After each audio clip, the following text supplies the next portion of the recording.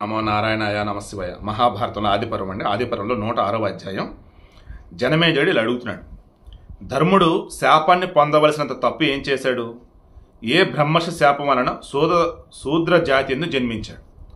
వ్యాసునికి దాసితో సంభోగం జరపటం వల్ల విదురుడు పుట్టాడు. ఆ విదురుడు ఎవరు? యమధర్మరాజు మనిషిగా పుట్టున్నాడు. సో ఇక్కడ మనం మాట్లాడుకున్నప్పుడు గతంలో చెప్పుకున్నాం కదా, బ్రాహ్మణులు, క్షత్రియులు, వైశ్యులు, శూద్రులు. ఈ శూద్రుల్లోనే ఆల్మోస్ట్ ఇప్పుడు ఉన్నటువంటి క్యాస్ట్లో 90% కులాలు వస్తాయి. ఒకళ్ళు ఎక్కువ ఒకళ్ళు తక్కువ, అంతా ఈక్వలే. సో ఇక్కడ ఏమన్నాడు, ఒక శూద్ర స్త్రీ అందు ధర్ముడు అంటే మన యమధర్మరాజు పుట్టాల్సిన అవసరం ఏమొచ్చింది? అప్పుడు వైశ్యం పైన ఇలా చెప్తున్నాడు, మాండవ్యుడని ప్రసిద్ధిని ఒకనొక బ్రాహ్మణుడు ఉండేవాడు. అతడు ధీరుడు, సర్వధర్మజ్ఞుడు, సత్య తపోనిష్ఠుడును, మహాతపస్వి, మహాయోగి అయినటువంటి ఆ మాండవ్యుడు ఆశ్రమ ద్వారం దగ్గర చెట్టు కింద ఊర్ధ్వబాహుడై మౌన వ్రతాన్ని స్వీకరించి ఉండేవాడు. ఐ థింక్ ఇది కూడా ఇంతకుముందు వచ్చింది, మరలా రిపీట్ అవుతున్నట్టే నుండి కంటిన్యూ చేద్దాం. సో ఆయన తపస్సు చేసుకుంటూ ఉన్నాడు కదా. ఆ రీతిగా ఆ మహర్షి తపస్సులో మునిగి ఉండగా చాలా కాలానికి కొందరు దొంగలు దొంగలించిన సొమ్ముతో ఆశ్రమానికి వచ్చారు. అనేక సైనికులు తరుముతుండగా ఆ దొంగలు భయంతో ముని కుటీరంలో దొంగలించిన సొమ్మును ఉంచి రక్షకులు అక్కడికి వచ్చేలాగా దాక్కున్నారు.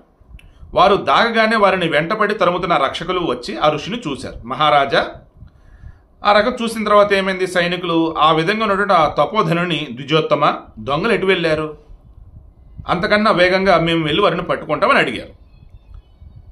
ఆ రక్షకులు అలా అడుగుతున్న ఆ తపోధనుడు మంచి కానీ చెడు కానీ ఒక్క మాట కూడా పలుకలేదు. ఎందుకు? ఆయన వచ్చేసి మౌనవ్రతాన్ని స్వీకరించి అలా ఉన్నాడు కదా. సో వ్రతభంగం అయిద్దని చెప్పేసి మాట్లాడాల. అప్పుడు రాజ సైనికులు ఆశ్రమం అంతా వెతుకుతూ అక్కడ దాగి ఉన్న దొంగలను, అపహరించిన ద్రవ్యాన్ని, సొమ్ముని చూశారు.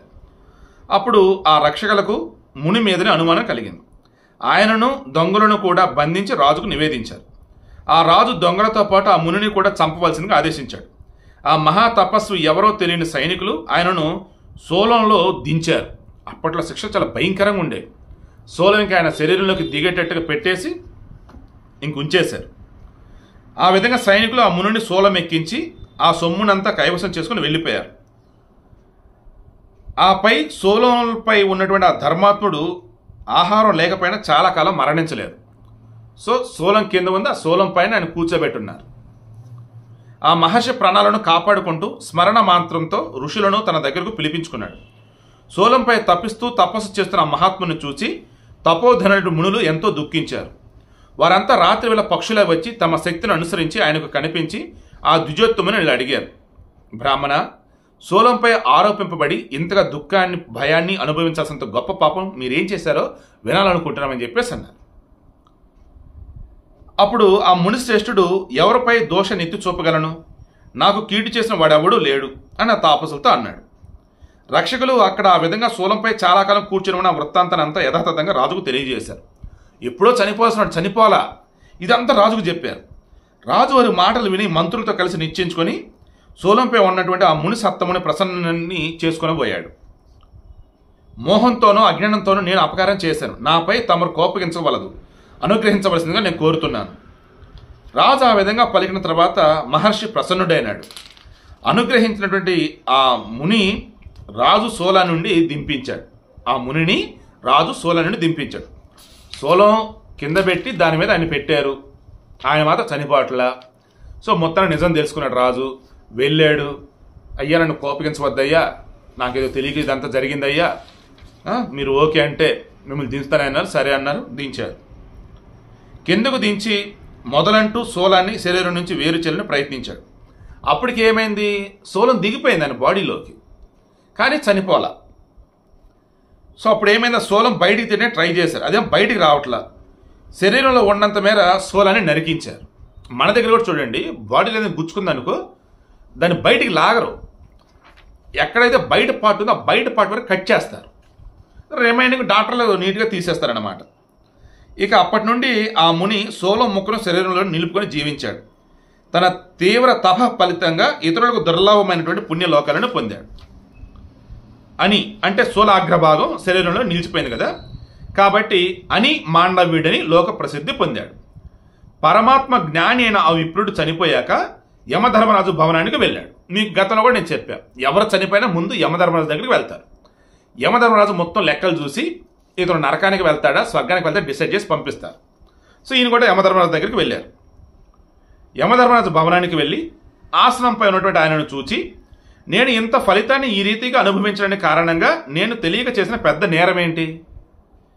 వెంటనే నాకు వాస్తవ స్వరూపాన్ని తెలుపు, లేదా నా తపోబలంతో నా తపస్సు బలమెంతో చూడు అంటూ కూడా యమధర్మరాజు గట్టిగా ఈ ద్విజోత్తముడు నిందించాడు. అంటే మాండవీయుడు. తపోధన, నీవు రెక్కల పురుగుల వెనుక భాగాన గడ్డిపోచలను గుచ్చావు. రెక్కల పురుగులోనే కదా వాటి యొక్క వెనుక గడ్డిపోచలను గుచ్చావు. దానివలన నీవు ఈ ఫలితాన్ని పొందావు. స్వల్ప దానమైన ఎన్నో రెట్లు ఎక్కువగా ఫలితం ఇచ్చినట్లు స్వల్పమైన అధర్మం కూడా అనేక దుఃఖ ఫలాలను ఇస్తుంది. సో జాగ్రత్త, అనవసరంగా పక్షుల్ని రిమైనింగ్ వాటిని చంపకండి. మనం కీడు చేస్తానుకుంటే చంపండి. అప్పుడు అని మాండవుడు ఇలా అన్నాడు, నేను ఏ వయసులో ఆ పని చేశానో నాకు ఉన్నట్టుగా చెప్పు అన్నాడు. నీవు చిన్నతనంలో ఆ పని చేశావని ధర్మరాజు తెలిపాడు. అప్పుడు మాండవుడు ఇలా అన్నాడు, బాలుడు 12 సంవత్సరాల వయసు వచ్చే వరకు ఏ పని చేసినా అది తప్పు కాదని ధర్మశాస్త్ర నిర్ణయం. మన దగ్గర కూడా చూడండి, పిల్లలకు సంబంధించి అరెస్ట్ చేయటం కానీ, శిక్ష వేసే విషయంలో కానీ, బేడీలు వేసే విషయంలో కానీ సడన్ రూల్స్ ఉంటాయి. ఎక్కడి నుంచి అంటే ఇదిగో మన మహాభారత ధర్మాల వాటి నుంచే తీసుకున్నారనమాట అవన్నీ కూడా. సో 12 సంవత్సరాలు వచ్చే వరకు పిల్లవాడు ఏ చేసినా తప్పు కాదు. ఇది ధర్మశాస్త్రాలు చెప్తున్నాయి. నేను చేసినది చిన్న తప్పే అయినా పెద్ద శిక్ష విధించావు. సర్వప్రాణివధ కన్నా బ్రాహ్మణవధ పెద్దది. కాబట్టి ధర్మరాజా, మానవ లోకంలో శూద్రుడవై నీవు జన్మిస్తావు. అంతేకాదు నేటి నుండి లోకంలో ధర్మ ఫలితాన్ని ప్రకటించే ఒక హద్దును కూడా ఏర్పాటు చేస్తున్నాను. ఈయనేం చేశాడు? 12 సంవత్సరాలు కదా, ఇంకో 2 సంవత్సరాలు గడిపాడు. 14 సంవత్సరాల వరకు ఎవరికి పాపం అంటదో అన్నాడు. అంటే 14 సంవత్సరాల లోపు పిల్లలు ఏం చేసినా పాపం కాదు అన్నాడు. కానీ ఈ రోజుల్లో ఏంటంటే బాబు 8 సంవత్సరాలు దాటగానే గొరాలు చేస్తున్నారు. సో 14 సంవత్సరాలు వచ్చే వరకు ఎవరికి పాపం అంటదో, ఆ తర్వాత పాపం చేసిన వారికే దాని ఫలితం ఉంటుంది. ఈ తప్పు వలన మహాత్ముడైనటువంటి అని మాండవిని శాపం వలన యమధర్మరాజు విదురుడిగా శూద్రుడే జన్మించాడు. ఆ విదురుడు ధర్మార్థ కుశలుడు, లోభం క్రోధం లేనివాడు, దీర్ఘదర్శి, శాంతిపరాయణుడు, కురు వంశస్థుల శ్రేయస్సు మీదనే ఆసక్తి గలవాడు. సో ఇదండి విదురుడు ఎవరు? గతంలో యమధర్మరాజు. యమధర్మరాజు ఎందుకు ఇలా పుట్టాడంటే అని మాండవ్యుడు పసితనంలో చేసిన దానికి శిక్ష విధించాడు యమధర్మరాజు. ఆయన చేసింది అసలు చిన్నపిల్లవాడు ఉన్నప్పుడు చేసేది ఏది కూడా, అంటే 12 సంవత్సరాల వరకు బాల్యం అంటూ అని మాండవ్యుడు మరో 2 సంవత్సరాలు తను కలిపాడు. 14 సంవత్సరాల తర్వాతనే పాపోత్పత్తి అనేది పౌరాణిక మతం. వాస్తవంగా వయసు ప్రసక్తి పుణ్యపాప జ్ఞానం కలగడానికి ఉద్దేశించినదే కాబట్టి పుణ్యపాప విభజన చేసి చూడగల జ్ఞానం కలిగే వరకు పాప ప్రసక్తి ఉండదని భావించాలి. ఇక్కడ నార్మల్గా ఇచ్చినారు కానీ నేను కన్క్లూడ్ చేస్తాను చూడండి. 12 సంవత్సరాల లోపు పిల్లలు ఏం చేసినా పాపం కదా, వాళ్ళకి ఏం తెలియదు. మాండవుడు ఏం చేశాడు? ఇంకో 2 సంవత్సరాలు 14 సంవత్సరాలు అన్నాడు. సో ఇక్కడ మన దగ్గర కూడా చూడండి, బాల కార్మికులు వాళ్ళు కూడా 14 సంవత్సరాలు దాటిన తర్వాతే వాళ్ళు పనిలోకి తీసుకోవాలి. 14 సంవత్సరాలు లోపు అన్నప్పుడు వాళ్ళు బాల కార్మికులు, వాళ్ళు మీరు పనిలో పెట్టుకుని మీకు శిక్ష. సో ఫైనల్గా ఇప్పుడు ఏంటంటే మాకు అర్థం కావాల్సింది, ప్రపంచంలో ఎక్కడ ఏ ధర్మాలకు సంబంధించి న్యాయసూత్ర సంబంధించి తీసిన అన్నీ కూడా మన పురాణ ఇతిహాసాల్లో ఉన్నవే. అది మాత్రం మీరు తెలుసుకోండి. ఇక రేపు 108వ అధ్యాయం పాండురాజు రాజ్యాభిషేకం డిస్కస్ చేద్దాం.